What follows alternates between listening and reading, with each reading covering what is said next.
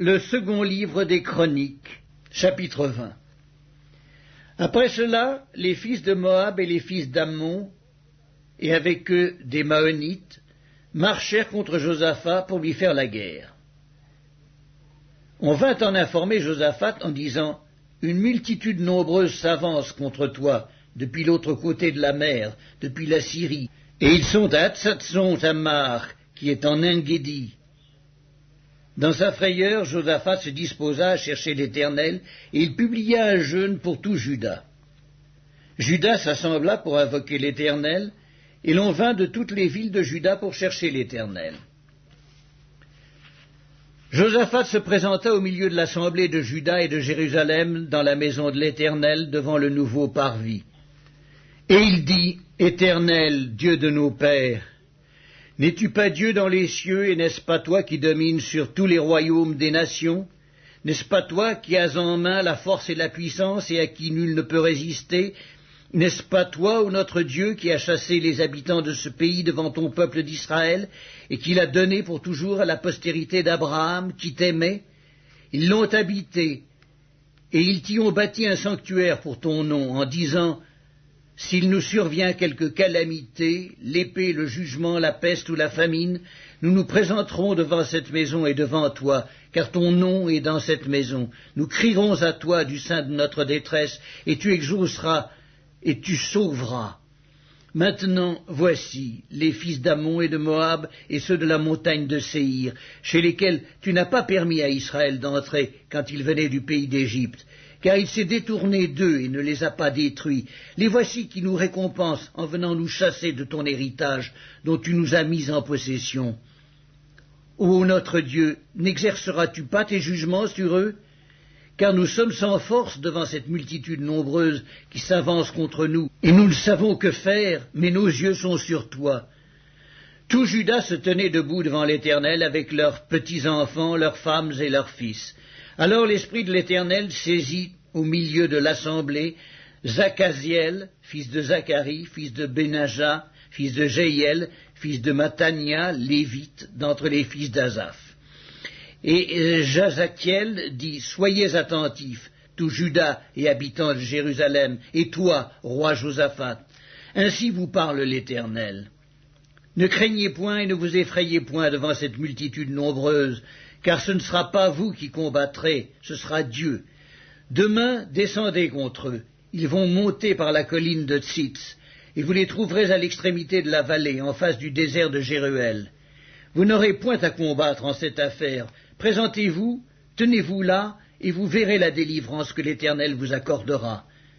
Juda et Jérusalem, ne craignez point et ne vous effrayez point demain. Sortez à leur rencontre, et l'Éternel sera avec vous. Josaphat s'inclina le visage contre terre, et tout Juda et les habitants de Jérusalem tombèrent devant l'Éternel pour se prosterner en sa présence. Les Lévites d'entre les fils des Kéatites et d'entre les fils des Coréites se levèrent pour célébrer d'une voix forte et haute l'Éternel, le Dieu d'Israël. Le lendemain, ils se mirent en marche de grand matin pour le désert de Tékoa. À leur départ, Josaphat se présenta et dit, « Écoutez-moi, Juda et habitants de Jérusalem, confiez-vous en l'Éternel votre Dieu, et vous serez affermis.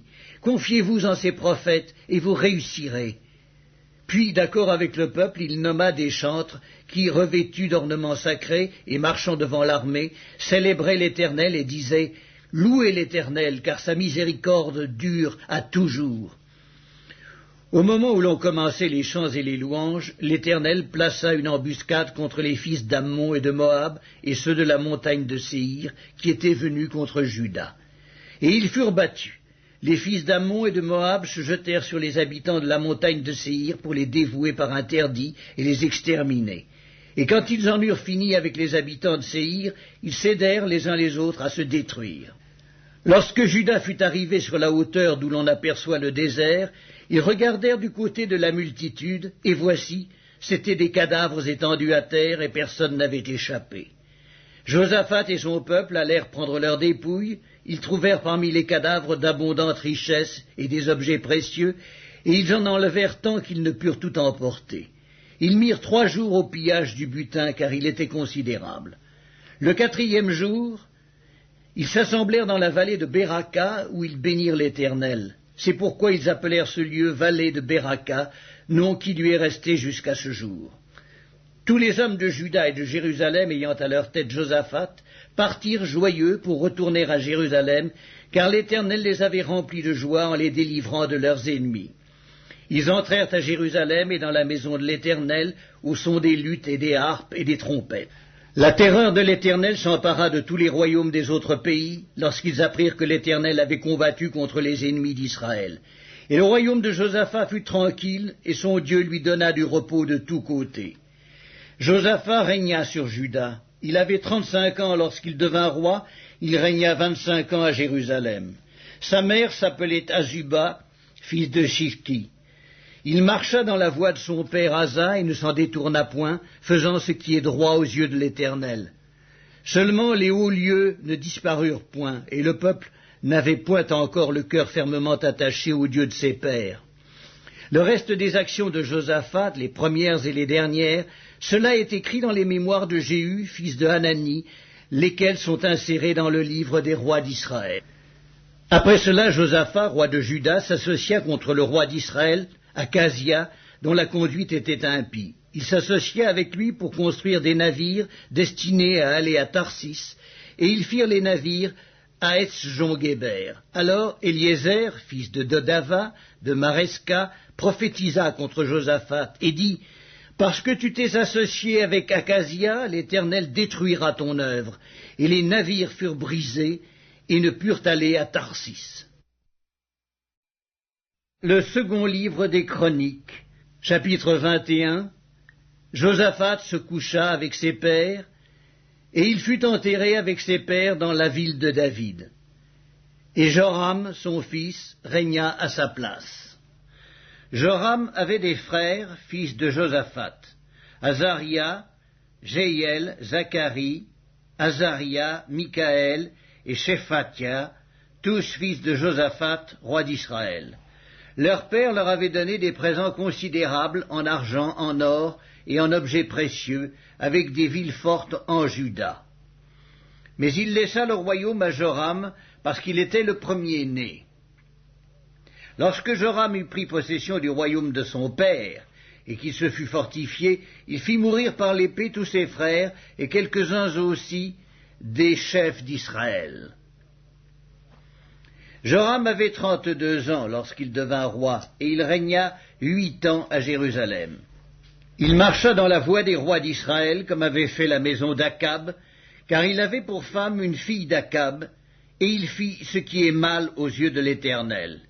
Mais l'Éternel ne voulut point détruire la maison de David, à cause de l'alliance qu'il avait traitée avec David, et de la promesse qu'il avait faite de lui donner toujours une lampe à lui et à ses fils.